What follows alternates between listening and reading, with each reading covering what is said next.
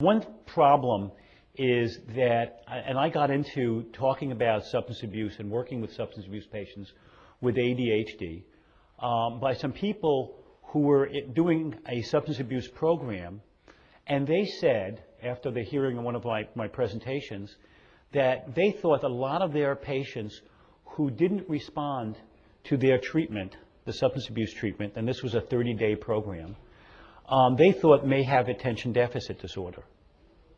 And so they then said to me, let's do a study, let's look at it, of the people who failed in their substance abuse program.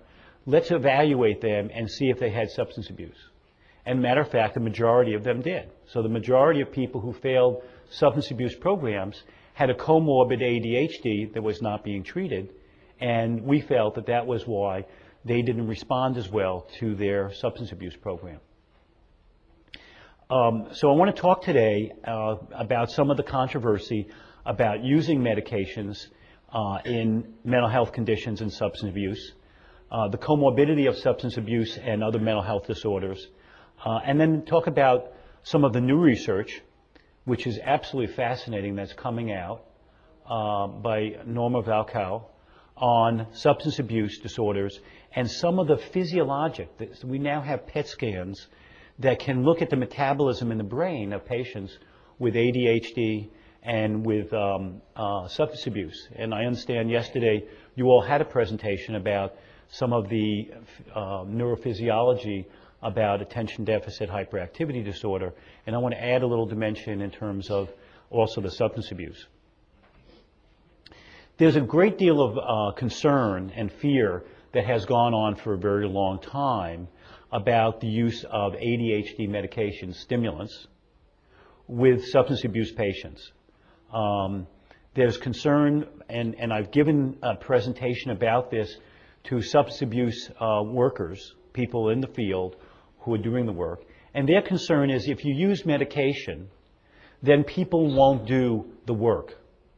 You know, they won't do the work, the psychosocial component, they won't do the 12-step. That because of their addiction style, that they'll just depend on the medication. The other piece of it is that people say when they take medication for mental health disorders, it's very interesting, this separation, that I'm not crazy. Why should I be taking crazy medicine? Why should I be taking psychiatric medicine? I have a substance abuse disorder. As if there's really a separation in the brain between these things. I think medicine has always been, a linear process, and it's changing to a more biopsychosocial. And the biopsychosocial is everything is integrated. You can't look at the individual and just separate the brain from the rest of the body. You can't separate the brain from the mind. There is a relationship to all these things. And you can't separate the person in terms of, as an individual, separate from their family, or separate from their school, or separate from their community. To really be effective in our treatment, and also diagnostically, you have to take a biopsychosocial approach.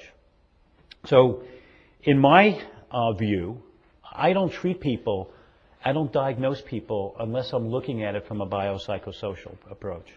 So in my treatment approach, and in my center, we look at mental health disorders, we look at attention deficit disorder, substance abuse disorders from a biopsycho perspective, and treat it that way.